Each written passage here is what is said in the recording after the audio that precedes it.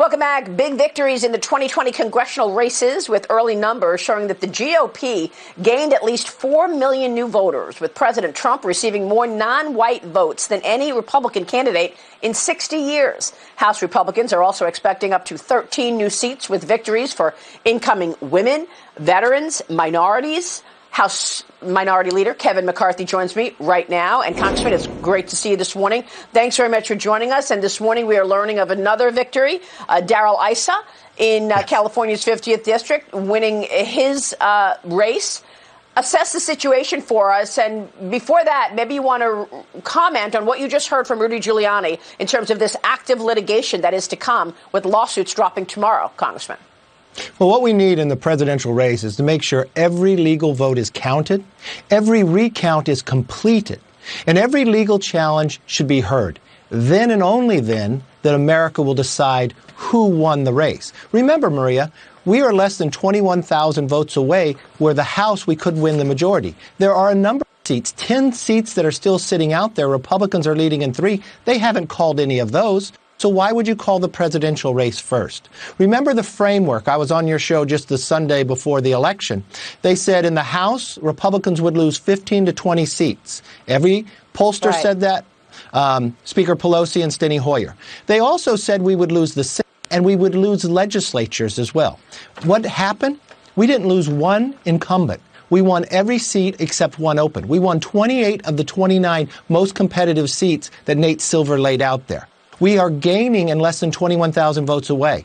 We didn't lose the Senate. We didn't lose one control of any legislature. Actually, Republicans gained 3 new legislatures of control of. And we've had the most competitive presidential race in our modern history. That's why every vote should be counted, every recount to go forward, and every challenge should be heard. Because if it's still good to keep going on these congressional seats, them out, I think we should actually do that as well for the highest office in the land.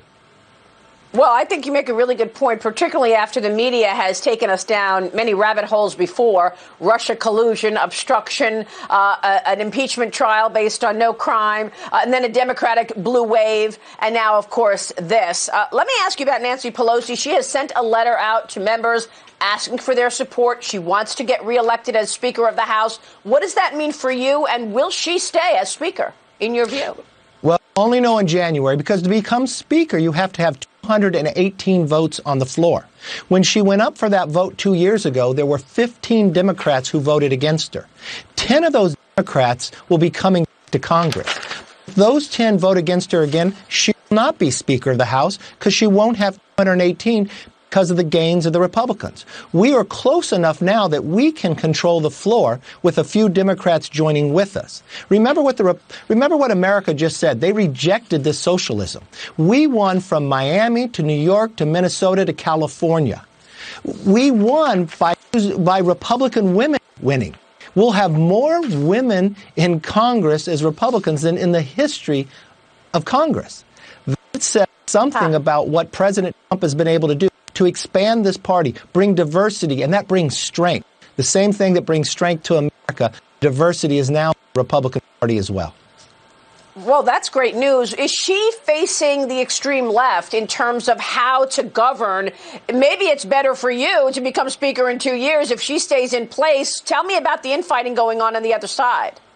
Well, I think it's better for America the sooner a Republican becomes Speaker. But she's got internal fights because she promised them that she would win enough seats that they would keep the majority this time and next time.